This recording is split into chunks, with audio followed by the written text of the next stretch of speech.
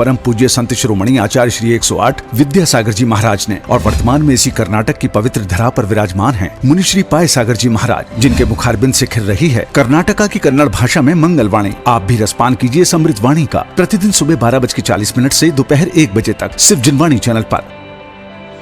इस कार्यक्रम के पुण्यार्जक हैं Bahubali and Muttin wholesale sari and cloth merchant एवं समस्त बाहुबली एंड मुत्तिन परिवार, चारचंद जिला विजयपुर। कॉन्टैक्ट 9448194473। मुनि श्री पाय सागर जी महाराज की मंगलवाणी को संपूर्ण चारचंद जिला विजयपुर कर्नाटका में जन जन तक पहुंचाने के लिए धर्म प्रभावना के इस महान कार्य के प्रेरक समस्त बाहुबली एंड मुत्तिन परिवार की हृदय से अनुमोदना।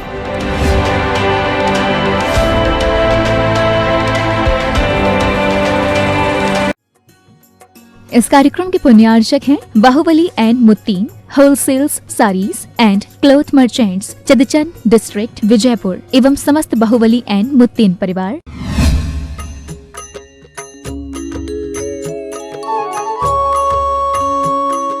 ಧರ್ಮದ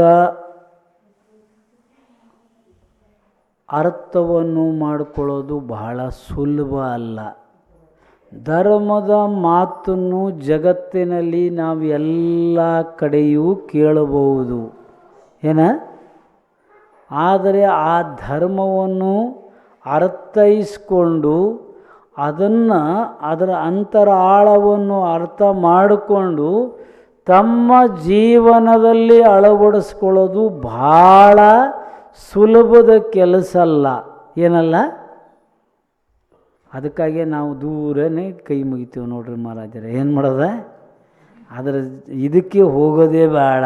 ಏನು ಬೇಡ ಅಂದ್ರೆ ಅದರದ್ದೆಲ್ಲ ನಾವು ಗೊಂದಲಿಗೆ ಬೀಳಲ್ಲ. ನಾವು ದೂರದಿಂದ ಕೈ ಮುಗಿದು ಸಾಕು, ಏನಾರು ಆಗಲಿ, ಮುಂದೆ ಏನಾಗ್ತದೆ ನೋಡೋಣ. ಆದರೆ ನಮ್ಮ ಭಗವಂತರು ಏನು ಹೇಳ್ತಾರಂತಂದ್ರೆ, ಆಚಾರ್ಯ ಭಗವಂತರು ಈ ಧರ್ಮದ ಅಂತರಾಳವನ್ನು ತಿಳಿದು ಅದನ್ನು ತನ್ನ ಜೀವನದ ಆಳದವರೆಗೆ ಅಳವಡಿಸಿ ತನ್ನ ಜೀವನದಲ್ಲಿ ಆ ಧರ್ಮವನ್ನೇ ತನ್ನ ಜೀವನವಾಗಿ ಮಾಡಿಕೊಳ್ಳೋಂಥ ಒಂದು ಸಾಮರ್ಥ್ಯ ಯಾರು ಪಡ್ಕೊತಾರ ಅವರಷ್ಟೇ ಆ ಸಿದ್ಧತ್ವ ಶುದ್ಧತ್ವ ಮೋಕ್ಷವನ್ನು ಧಾರಣೆ ಮಾಡಬಲ್ಲರು. ಇನ್ನು ಉಳಿದವರಿಗೆ ಅದು ಸುಲಭವಲ್ಲ, ಏನಲ್ಲ, ಸುಲಭವಾಗಿ ದೊರೆಯುವಂಥ ವಸ್ತು ಅಲ್ಲ. ಅದಕ್ಕೆ ಹೇಳ್ತಾ ಇದ್ದಾರೆ, ಧರ್ಮ ಧರ್ಮ ಅಂತ ಎಲ್ಲರೂ ಧರ್ಮ ಧರ್ಮ ಧರ್ಮ ಸಬ್ಕೆ ಧರ್ಮಕ್ಕೆ ಮರ್ಮಕ್ಕೂ ಕೋನು ಜಾನೆ. ಅದರ ಮಹಿಮೆ, ಅದರ ಮರ್ಮವನ್ನು, ಅದರ ಸ್ವರೂಪವನ್ನು ಯಾರು ತಿಳ್ಕೊಂಡ್ರು, ಅದನ್ನು ಬಹಳ ಆಳವಾಗಿ ದೊಡ್ಡ ದೊಡ್ಡ ಸಾಧಕರಿಗೂ ಅದರದ್ದು ಇದಾಗಿಲ್ಲ, ಏನಾಗಿಲ್ಲ. ಕೋಟಿ ವರ್ಷಗಳ ತಪಸ್ಸೆ ಮಾಡಿದರು. ಏನು ಮಾಡಿದ್ರೆ, ಕೋಟಿಗಟ್ಟಲೆ ವರ್ಷದಕ್ಕೆ ತಕ್ಕ ತಪಸ್ಸೆ ಮಾಡಿದ್ರೆ ಆ ಧರ್ಮದ ಅಂತರಾಳ ತಕ್ಕ ಇಳಿದು ಹೋಗಿಲ್ಲ. ಸಮತಾಭಾವ ಇಟ್ಕೊಂಡಿದ್ದಾರೆ, ವ್ರತ ನಿಯಮ ಸಂಯಮನೂ ಪಾಲನೆ ಮಾಡಿದ್ದಾರೆ. ಆದರೆ ಆ ಧರ್ಮದ ಸ್ವರೂಪ ತಕ್ಕ ನಾವು ಹೋಗಿಲ್ಲ. ಅದಕ್ಕೆ ಧರ್ಮ ಅಂತಾರೆ. ಧರ್ಮದ ಪರಿಭಾಷೆ ಬೇರೆ ಬೇರೆ ಕಡೆ ಬೇರೆ ಬೇರೆ ರೂಪದಲ್ಲಿ ಹೇಳಿದ್ದಾರೆ. ಜೀವಾಣಾಂ ರಕ್ಷಣೋ ಧಮ್ಮೋ, ಜೀವಿಗಳ ರಕ್ಷಣೆ ಮಾಡೋದೇ ಧರ್ಮದ ಮೂಲ ಅಂತ. ಜೀವಾಣಾಂ ರಕ್ಷಣೋ ಧಮ್ಮೋ ದಯಾ ಮೂಲೋ ವಿಶುದ್ಧೋ ಧಮ್ಮೋ, ದಯವೇ ಧರ್ಮದ ಮೂಲವಂತೆ. ಯಾವುದು ದಯಾ ಇಲ್ಲ ಅಂದ್ರೆ ಆ ಧರ್ಮದ ಹೆಸರು ಇಲ್ಲ, ಏನಿಲ್ಲ. ಅದಕ್ಕೆ ಸರ್ವಜ್ಞ ಒಂದು ಜಾಗದಾಗ ಹೇಳ್ತಾರೆ, ಸರ್ವಜ್ಞರು ಹೇಳ್ತಾರೆ, ಕೊಲ್ಲುವ ಧರ್ಮವನ್ನು ಒಲೆಯಲ್ಲಿಕ್ಕೂ ಕೊಲ್ಲಲಾರದ ಜೈನ ಧರ್ಮವನ್ನು ತಲೆಯಲ್ಲಿರಿಸಿ ಮೆರೆಸುವಂತ ಅಂದರು. ಯಾವ ಧರ್ಮ ಕೊಲ್ಲುವಂಥದ ಅದನ್ನು ಬೆಂಕಿಲಿ ಹಾಕಿ ಬಿಡು, ಅದರಾಗೇನು ಧರ್ಮ ಇಲ್ಲ. ಯಾವ ಧರ್ಮ, ಅದೇ ಜೈನ ಧರ್ಮ, ಕೊಲ್ಲಲಾರದ ಜೈನ ಧರ್ಮವನ್ನು ತಲೆಯಲ್ಲಿರಿಸಿ ಮೆರೆಸುವಂತಂದರು. ಆದರೆ ಇದು ಮಹತ್ವಪೂರ್ಣ ಐತೆ. ದಯೆನೇ ಧರ್ಮದ ಮೂಲ. ಅದರದಿಂದಲೇ ಮುಂದೆ ಎಲ್ಲ ಕಾರ್ಯವೂ ಸಿದ್ಧ ಆಗ್ತಾವ. ಮತ್ತು ಇನ್ನೊಂದು ಜಾಗದಾಗ ಹೇಳ್ತಾರ ಆಚಾರ್ಯ ಭಗವಂತರು, ಧರ್ಮ ಯಾವುದು ಅಂತ ಹೇಳ್ತಾರೆ, ವಸ್ತು ಸ್ವಭಾವೋ ಧಮ್ಮೋ. ವಸ್ತುದು ಹೇಗೆ ಸ್ವಭಾವ ಇದೆಯಾ ಹಾಗೇ ಸ್ವೀಕಾರ ಮಾಡೋದು ಧರ್ಮ ಅಂತ ಹೇಳ. ಅದನ್ನೇ ತಮ್ಮ ಜೀವನದಲ್ಲಿ ಅಳವಡಿಸ್ಕೊಳ್ಳೋದು. ಈ ಭಾವ ಅಲ್ಲ. ನಾವೀಗ ಮಾತಾಡೋದು, ನಡೆಯೋದು, ಓಡಾಡೋದು, ಇದೆಲ್ಲ ಊಟ ಮಾಡ್ತೀರಿ, ನೀವು ಮಲಗ್ತೀರಿ, ಇದು ಧರ್ಮ ಜೀವದ ಸ್ವಭಾವ ಅಲ್ಲ. ಜ್ಞಾತ ದೃಷ್ಟ ಸ್ವಭಾವ ಇದೆ. ಏನಿದೆ? ಜ್ಞಾನ ನೋಡೋ ಅಂಥದ್ದು, ತಿಳ್ಕೊಳ್ಳೋ ಅಂಥದ್ದು ಜ್ಞಾನ ಮತ್ತು ದರ್ಶನ, ಚೈತನ್ಯ, ಜೀವದ ಸ್ವಭಾವ ಐತೆ. ಇದೆಲ್ಲ ಈ ಭಾವ. ಏನಿದು? ಇವು ಎಲ್ಲ ಈ ಭಾವನೆ. ಪ್ರವಚನ ಹೇಳೋದು ಈ ಭಾವನೆ. ಸ್ವಭಾವ ಏನು ಇದೆಯಾ, ಯಾವುದ್ರ ಸ್ವಭಾವ? ನೀರು ಕೆಳಮುಖ ಹರ್ಕೊಂಡು ಹೋಗ್ತದೆ, ಅಗ್ನಿ ಮೇಲ್ಮುಖ ಹೋಗ್ತದೆ, ನೀರು ಶೀತಲವಾಗಿರ್ತದೆ, ಅಗ್ನಿ ಬೆಂಕಿ ಉಷ್ಣವಾಗಿರ್ತದೆ. ಯಾವುದು ಏನು ಸ್ವಭಾವ ಇದೆಯಾ ಅದೇ ಧರ್ಮ ಅಂಥೇಳಿ. ಒತ್ತು ಸ್ವಭಾವ ಧಮ್ಮ. ವಸ್ತಿನ ಸ್ವಭಾವವನ್ನು ನಾವು ಬದಲಿಸೋಕ್ಕಾಗಲ್ಲ. ಈ ಭಾವದಲ್ಲಿ ಏನು ಬಂದೀವಲ್ಲ ಅದನ್ನು ಬೇರೆ ಮಾಡೋದು. ಹೇಗೆ ಈ ಭಾವ ಅಂದರೆ ನೋಡ್ರಿ, ನಮ್ಮ ಸಿದ್ಧ ಭಗವಂತರೆಲ್ಲ ಸ್ವಭಾವಕ್ಕೆ ಹೋಗಿಬಿಟ್ರು. ಏನು ಮಾಡಿದ್ರು? ಯಾವಾಗ? ಪಾರ್ಶ್ವನಾಥ ಭಗವಂತರು ನಿನ್ನೆ ಮೋಕ್ಷಕ್ಕೆ ಹೋದ್ರನು? ಯಾವಾಗ ಹೋದ್ರು? ನೀವು ಯಾರೂ ಹೋಗಲ್ಲ. ಅಷ್ಟೇ ಮಾಡಿದವ ನೋಡ್ರಿ. ಆತು ಭಗವಂತನ ಮೋಕ್ಷ ಅಂದರೆ ಅವರು ಪೂರ್ಣ ಸ್ವಭಾವವನ್ನು ಪಡ್ಕೊಂಡ್ರು. ಇನ್ನು ಅವರಿಗೆ ಹುಟ್ಟಿಲ್ಲ, ಸಾವಿಲ್ಲ, ಮುಪ್ಪಿಲ್ಲ, ಏನಿಲ್ಲ. ಇನ್ನೆಂದೂ ಇವರಿಗೆ ಎಂದು ಅನಂತ ಕಾಲ ಕಳೆದರೂ ಕೂಡ ಈ ಸಂಸಾರದಲ್ಲಿ ಎಂದೂ ಬರಲ್ಲ. ಅದಕ್ಕೆ ಒಂದು ಜಾಗದಾಗ ಹೇಳ್ತಾರೆ, ಭವ್ಯ ಮತ್ತು ಅಭವ್ಯದಾಗ ಹೇಳ್ತಾರೆ, ಸಂಸಾರದ ಅಪೇಕ್ಷೆ ಸಿದ್ಧ ಭಗವಂತರು ಅಭವ್ಯರಂತ. ಇನ್ನು ಸಂಸಾರಕ್ಕೆ ಬರಂಗಿಲ್ಲ ಅವರು. ಏನು ಬರಂಗಿಲ್ಲ? ಆ ಒಂದು ಸಾಧನೆಯನ್ನು ಮಾಡದೇ ನಾವು ಈ ಧರ್ಮದ ತಳಹಾದಿಯಿಂದ ಮುಂದೆ ಸಾಗಿ ಅದೇ ಅಹಿಂಸಾ, ಸತ್ಯ, ಅಹಿಂಸಾ ಧರ್ಮವನ್ನು ಪಾಲನೆ ಮಾಡೋದು, ಹಿಂಸೆ ಇಲ್ಲದೇ ಇರೋ ಅಂಥದ್ದು ಸತ್ಯ ಧರ್ಮವನ್ನು ಪಾಲನೆ ಮಾಡೋದು, ಕಳ್ಳತನ ಇಲ್ಲದೇ ಇರೋ ಅಂಥದ್ದು ಬ್ರಹ್ಮಚಾರ್ಯ, ಅಪರಿಗ್ರಹ, ಇವು 5 ಮಹಾವೃತ ಅಂತ ಹೇಳಿದ್ದಾರೆ. ಯಾಕೆ ಅಂತಂದರೆ ಇವು ನಿಮ್ಮಲ್ಲಿ ಇದ್ದಾವೆ ಅಂತಂದರೆ ಹಿಂಸೆಯಿಂದ ನೀವು ಸುಳ್ಳು ಸ್ವತಃ ಹಿಂಸೆ ಅಲ್ಲ, ಸುಳ್ಳು ಹೇಳೋದ್ರಿಂದ ಹಿಂಸೆ ಆಗ್ತದೆ. ಏನಾಗ್ತದೆ? ಕಳ್ಳತನ ಮಾಡೋದ್ರಿಂದ ಹಿಂಸೆ ಆಗ್ತದೆ. ಏನಾಗ್ತದೆ? ಕಳ್ಳತನ ಹಿಂಸೆ ಅಲ್ಲ, ಅದ್ರ ಕಳ್ಳತನ ಮಾಡಿದವು ನಿಶ್ಚಿತ ಹಿಂಸೆಯನ್ನು ಮಾಡೇ ಮಾಡ್ತಾನೆ. ಆಮೇಲೆ ಬ್ರಹ್ಮಚಾರ್ಯ, ಒಂದು ಸರಿ ಸ್ತ್ರೀ ಪುರುಷರ ಶರೀರ ಸಂಬಂಧ ಆದರೆ 1,00,000 ಜೀವಿಗಳಿಗೆ 9,00,000 ಸಂಘಿ ಪಂಚೇಂದ್ರಿ ಜೀವಿಗಳ ಸಮೂರ್ಛನ ಜೀವಿಗಳಿಗೆ ಘಾತ ಆಗ್ತದಂತ. ನೀವು ಒಂದು ದಿನಾನೂ ಕೂಡ ಬ್ರಹ್ಮಚಾರಿ ವ್ರತ ಪಾಲನೆ ಮಾಡಿದ್ರೆ ಇದು 9,00,000 ಸಂಘಿ ಪಂಚೇಂದ್ರಿ ಜೀವಿಗಳಿಗೆ ಅಭಯದಾನವನ್ನು ಕೊಟ್ರಿ ಅಂತ.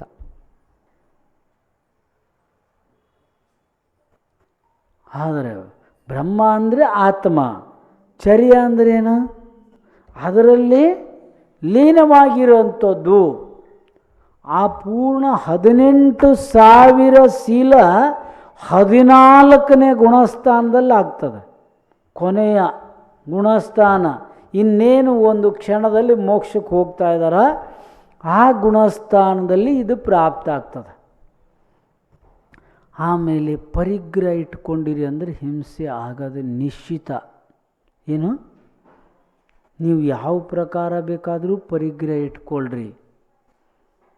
ಪರಿಗ್ರಹ ಐತೆ ಅಂದರೆ ಅಲ್ಲಿ ಹಿಂಸೆ ನಿಶ್ಚಿತವಾಗಿ ಆಗೇ ಆಗ್ತದೆ. ಅದಕ್ಕೇನು ನೀವು ಯಾವುದೇ ಕಾರಣದಲ್ಲೂ ಎಷ್ಟು ಪ್ರಯತ್ನ ಮಾಡಿದರೂ ಪರಿಗ್ರಹ ನಿಮ್ಮ ಕಡೆ ಐತೆ ಅಂದರೆ ಹಿಂಸೆ ಆಗದ.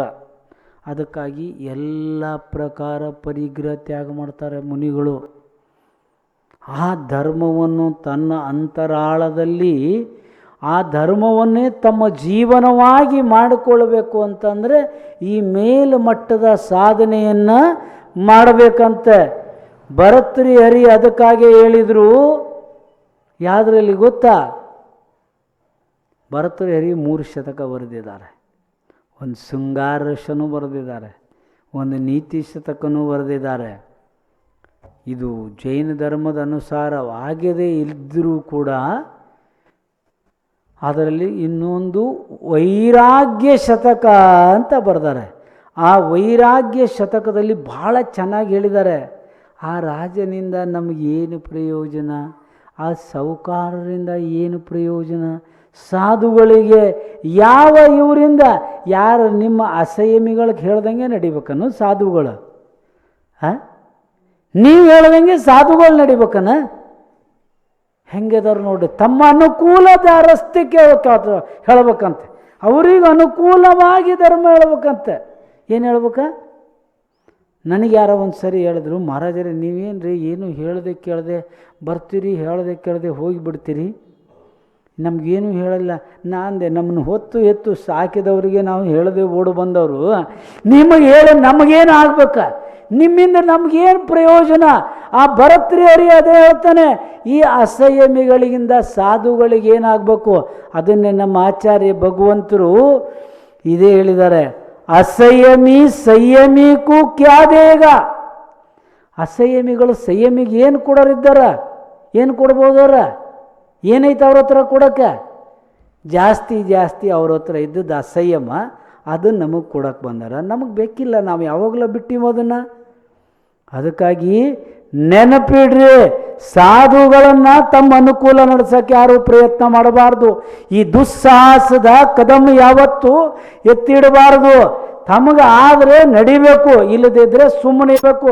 ಸಾಧುಗಳನ್ನು ನಮ್ಮ ಅನುಕೂಲವಾಗಿ ನಡೆಸ್ಕೊಳ್ಳೋಣ ಅಂತ ಯಾರಾದರೂ ಸಾಹಸ ಮಾಡಿದರೆ ಇವರು ಜೀವನದಲ್ಲಿ 3 ಕಾಲದಲ್ಲಿ ಉನ್ನತಿ ಆಗೋಕ್ಕೆ ಸಾಧ್ಯ ಇಲ್ಲ. ಅವರು ಎಲ್ಲ ತ್ಯಾಗ ಮಾಡಿ ಬಂದದ್ದು ನಿಮ್ಮಂಥವ್ರು ಒಬ್ಬರನ್ನ ಅಸಂಯಮಿಗಳ ಹೇಳ್ದಂಗೆ ನಡಿಬೇಕನ್ನೋ ಅವರು. ನೀವು ನಡೆಯೋದಿದ್ರೆ ನಡೀರಿ, ಮಾಡೋದಿದ್ರೆ ಮಾಡಿರಿ, ಬಿಡೋದಿದ್ರೆ ಬಿಡ್ರಿ. ಆದರೆ ಅವರನ್ನು ಎಲ್ಲ ತ್ಯಾಗ ಮಾಡಿದ ಸಾಧು ಅಂದ್ರೆ ಏನು ಸಾಮಾನ್ಯ ಅಂತ ತಿಳಿಬೇಡ್ರಿ ನೀವು. ಅವ್ರೇನೋ ಒಂದು ಇದು ಅಂತ ತಿಳ್ಕೊಳ್ಬೇಡ್ರಿ. ಸಾಧುಗಳ ಜೀವನ ಈ ಭೂಮಿ ಮೇಲಿದ್ದು ಈ ಭೂಮಿಯ ಯಾವುದೇ ವಸ್ತುಗಳನ್ನು ಅಟ್ಯಾಚ್ಮೆಂಟ್ ಸಂಬಂಧವನ್ನು ಇಟ್ಕೊಂಡಿಲ್ಲ. ಆ ಧರ್ಮ ಧಾರಣೆ ಮಾಡುವುದು ಅಂದರೆ ಏನು ಸಾಮಾನ್ಯ ಕೆಲಸ ಅಲ್ಲ. ನೀವೇನು ಸುಲಭ ಅಂತ ತಿಳಿದಿರನ? ನೀವು ಹಾಕ್ಕೊಂಡು ಬಟ್ಟೆಯಲ್ಲಿ ಒಂದು ರಂಧ್ರ ಬಿತ್ತಂದ್ರೆ ಆ ಬಟ್ಟೆ ಹಾಕ್ಕೊಳ್ಳೋಕೆ ನಿಮ್ಗೇನು ಅನ್ನಿಸ್ತದ? ಆದರೆ ಈ ಜಗತ್ತಿನ ಮೇಲೆ ಇದ್ದು ಈ ಜಗತ್ತಿನ ಯಾವುದೇ ವಸ್ತುಗಳ ಮೇಲೇನು ಅವ್ರಿಗೆ ಸಂಬಂಧ ಇಲ್ಲ. ನಿಮ್ಮಿಂದ ನಮಗೇನಾಗ್ಬೇಕ್ರಿ? ಏನಾಗ್ಬೇಕ? ಆ ಸಾಧುಗಳಿಗೆ ಏನಾಗಬೇಕು ತಮ್ಮಿಂದ? ಆ ಸಾಧುಗಳ ಶರಣದಲ್ಲಿ ಬಂದು ತಮ್ಮ ಆತ್ಮ ಕಲ್ಯಾಣ ಯಾರಾದರೂ ಮಾಡ್ಕೊಳ್ಳೋರಿದ್ದರೆ ಅವರು ಮಾಡ್ಕೊಳ್ಬೋದು. ಆದರೆ ಅವರನ್ನ ನಮ್ಮ ಅನುಕೂಲ ನಡೀರಿ ಅಂತ ಹೇಳೋದು ಇದು ನಿಮ್ಮ ದುಸ್ಸಾಹಸದ ಕೆಲಸ. ನೆನಪಿಡ್ರಿ, ಯಾರೇ ಸಾಧುಗಳನ್ನು ತಮ್ಮ ಅನುಕೂಲವಾಗಿ ನಡೆಸೋಕ್ಕೆ ಏನು ನೀವು ದುಸ್ಸಾಹಸದ ಕೆಲಸವನ್ನು ಹಾಕಿದರೆ ಅದು ನಿಮಗೂ ಉದ್ಧಾರ ಆಗೋಕ್ಕೆ ಸಾಧ್ಯ ಇಲ್ಲ, ನಿಮ್ಮದಂತೂ ಕಲ್ಯಾಣ ಇಲ್ಲೇ ಇಲ್ಲ. ಆದರೆ ಇದು ಭಾಳ ದೊಡ್ಡ ತಪ್ಪಾಗ್ತದೆ. ನಮ್ಮ ಆತ್ಮ ಕಲ್ಯಾಣ ಮಾಡ್ಕೊಳ್ಳೋದಿದೆ, ಮಾಡ್ಕೊಳ್ಳೋಣ. ಆದರೆ ಧರ್ಮ ನಾವು ಹೇಳಿದಷ್ಟು ಸುಲಭಿಲ್ಲ. ನಾವೇನು ತಿಳ್ಕೊಂಡ ತಕ್ಷಣ ದೊಡ್ಡದೊಂದು ಧರ್ಮದ ಮಾತಾಡೋದು ಸುಲಭ, ಆದರೆ ಧರ್ಮವನ್ನು ಜೀವನದಲ್ಲಿ ಅಳವಡಿಸತಕ್ಕಂಥದ್ದು ಬಹಳ ದೊಡ್ಡದಿದೆ. ಧರ್ಮ ಅಂತ ಹೇಳ್ಕೊತ ಕುಂತು ಬಿಡೋದು ಈ ಜಗತ್ತಾಗ ಎಲ್ಲಿ ಬೇಕಾದರೂ ಸಿಗ್ಬೋದು. ನಿಮ್ಗೆ ಮೂಲೆಯಲ್ಲಿ ಸಿಗ್ಬೋದು, ಮನೆಯಲ್ಲಿ ಸಿಗ್ಬೋದು, ಗಲ್ಲಿಯಲ್ಲಿ ಸಿಗ್ಬೋದು, ದೇಶದಲ್ಲಿ ಸಿಗ್ಬೋದು, ವಿದೇಶದಲ್ಲಿ ಸಿಗ್ಬೋದು. ಆ ಧರ್ಮವನ್ನು ಧಾರಣೆ ಮಾಡೋದು ಸಾಮಾನ್ಯದ ಕೆಲಸ ಅಲ್ಲ. ಆ ಧರ್ಮವನ್ನು ಯಾರಾದರೂ ಧಾರಣೆ ಮಾಡಿದಾರೆ ಅಂದರೆ ಅವರನ್ನು ನೆನಪಿಡಬೇಕು. ಆ ಸಾಧುಗಳನ್ನು ನಮ್ಮ ಅನುಕೂಲ ನಡ್ಸಕ್ಕೆ ಹೋಗಬಾರ್ದು. ನಮಗಾದ್ರೆ ಮಾಡೋಣ, ಇಲ್ಲದೇ ಇದ್ದರೆ ಯಾಕೆ ಅಂತಂದ್ರೆ ಅವ್ರು ಯಾರನ್ನು ಕೇಳಕ್ಕೆ ಏನಾಗೈತೆ. ಅದಕ್ಕೆ ಭರತೃಹರಿ ಹೇಳ್ತಾನೆ, ಆ ರಾಜನಿಂದ ನಮಗೇನು ಪ್ರಯೋಜನ, ಆ ಸಾಹುಕಾರರಿಂದ ಏನು ಪ್ರಯೋಜನ, ಆ ಇವನಿಂದ ಏನು ನಮಗೇನು ಆಗಬೇಕು. ನಾವು ಆ ಸನ್ಯಾಸ ವೈರಾಗ್ಯ ಶತಕದಲ್ಲಿ ಹೇಳ್ತಾರೆ, ಯಾರಿಂದ ನಮಗೇನಾಗಬೇಕಾಗೈತಿ ರೀ, ನಮ್ದೇನಾದ್ರು ಅವರಿಂದ ಕಲ್ಯಾಣ ಆಗೋದೈತನೋ ಇಲ್ಲ. ಅಂದಮೇಲೆ ಭರತೃಹರಿ ಅದ್ರಾಗೊಂದು ಭಾಳ ಒಳ್ಳೆಯದೊಂದು ಒಂದು ಶ್ಲೋಕವನ್ನು ಬರೀತಾರೆ. ಹಿಂದೂ ಧರ್ಮದ ಅನುಸಾರವೇ ಆಗಿರ್ಬೋದು ಅವನು ಬರೆದಿದ್ದು, ಆದರೆ ಅದರಲ್ಲಿ ಬರೀತಾರೆ, ಕೊನೆಗೆ ಅವರ ಅಂತಿಮ ಒಂದು ವಿಚ್ಛೆಯನ್ನು ಬರೀತಾರೆ. ಏಕಾಕಿ ನಿಸ್ಪೃಹ ಪಾಣಿಪಾತ್ರ ದಿಗಂಬರ ಕದಾಪಿ ಸಂಭವ ಕರ್ಮ ನಿರ್ಮೂಲ ಕ್ಷಮ. ಹೇ ಪ್ರಭು, ನಾನು ಏಕಾಕಿ ಅಂದ್ರೆ ನಾನು ಒಬ್ಬನೇ ಇರಬೇಕು. ಯಾರದು ನಮಗೆ, ಯಾರು ಹಂಗ್ರಿ ಅವರಿಗೆ ಯಾವ ಹಂಗಿದೆ, ನಿಮ್ಮಿಂದ ಯಾವ ಅಪೇಕ್ಷೆನಾರು ಏನೈತೆ ಅವ್ರಿಗೆ. ನಿಮ್ಮ ಹತ್ರ ಏನಾದ್ರು ಆಸ್ತಿ ಪಾಸ್ತಿ ತೊಗೊಂಡು ಹೋಗಿ ಬರ್ತಾರನ, ನಿಮ್ಮ ಹತ್ರ ಏನಾರು ದಾನ ಧರ್ಮಕ್ಕೆ ಉಪದೇಶ ಹೇಳ್ತಾರೆ, ಕೊಟ್ರೆ ನಿಮಗೆ ಬಿಟ್ರೆ ನಿಮಗೆ, ನಮಗೇನಾಗಬೇಕ. ಆನೆ ಸತ್ರು 1000 ಇದ್ರೂ 1000, ಆ ಆನೆಗೇನು ಕೊರತಿಲ್ಲ. ಅದೇ ನೆನಪಿಟ್ಕೊಳ್ರಿ, ಆ ಸಾಧುಗಳಿಗೆ ನೀವು ಧರ್ಮ ಮಾಡಿದ್ರೇನು, ನೀವು ಬಿಟ್ರೇನು, ನೀವು ಕೇಳಿದ್ರೇನು, ನೀವು ಬಿಟ್ಟರೆ ಮಾಡಿದ್ರೇನು. ನಮ್ಮ ಆದಿನಾಥ್ ಪ್ರಭು ದೀಕ್ಷೆ ತಗೊಂಡು 1000 ವರ್ಷ ತಕ್ಕ ಒಂದು ಶಬ್ದ ಮಾತಾಡಿಲ್ಲ. ಏನು ಮಾತಾಡಿಲ್ಲ? ಮೌನ ಇದ್ರು. ಎಷ್ಟು ದಿನ?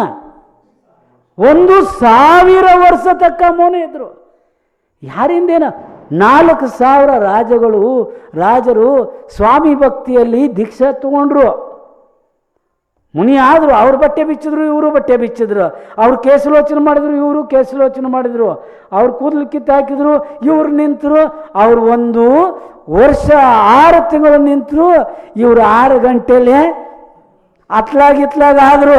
6 ಹೋದ್ರು, 3 ಹೋದ್ರು, 8 ಹೋದ್ರು, ಎಲ್ಲ ಬರಷ್ಟ ಹೋದ್ರು. ಹೋಗ್ಲಿ ಬಿಡು, ನಮ್ಗೇನಾಗಬೇಕಾಗಿತ್ತೆ. ಯಾಕೆಂದರೆ ನಾನು ಇವತ್ತು ಧರ್ಮ ಹೇಳಕ್ಕೆ ಬರಲ್ಲ, ನಾವು ಇವತ್ತು ಛದ್ಮಸ್ತರಿದ್ದೀವಿ, ನಾನು ಹೇಳಕ್ಕೆ ಬರಲ್ಲ. ಹೋದ್ರು ಏನು ಮಾಡೋದ? ಮಹಾರಾಜರು ಸ್ವಲ್ಪ ಹೇಳ್ತಿದ್ರಲ್ಲ, ಸ್ವಲ್ಪ ಹೇಳ್ತಿದ್ರೆ ಯಾರು ಶ್ರಾವಕರಿಗೆ ಈ ಮುನಿಗಳಿಗೆ ಆಹಾರ ಕೊಡಬೇಕು ನವದ ಭಕ್ತಿಯಿಂದ, ಆ ಮುನಿಗಳಿಗೂ ಹೇಳ್ತಿದ್ರು ನೀವು ಇದನ್ನು. ಇಲ್ಲ, ನಾವು ಹೇಳಲ್ಲ ಅಂದರೆ ಹೇಳಲ್ಲ. ಏನು ವೀರಚರ್ಯ ಪಾಲನೆ ಮಾಡೋರು, ವರ್ಧಮಾನ ಚಾರಿತ್ರ್ಯವನ್ನು ಪಾಲನೆ ಮಾಡೋಂಥ ತೀರ್ಥಂಕರ ಪರಮಾತ್ಮರು ಯಾರಿಗೂ ಏನು ಹೇಳಕ್ಕೆ ಹೋಗಲ್ಲ.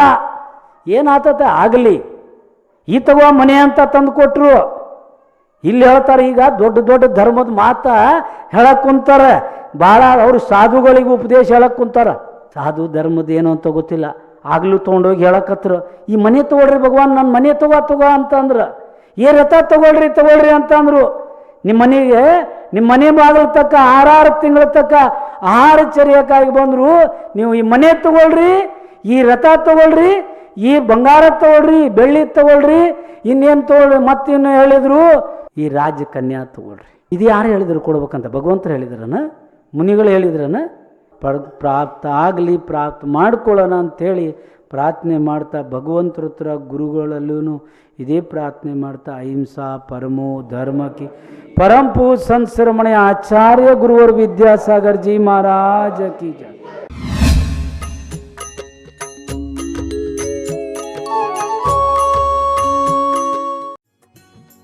इस कार्यक्रम के पुण्यार्चक थे Bahubali and Muttin wholesales saris and cloth merchants, Chadchan district, Vijaypur.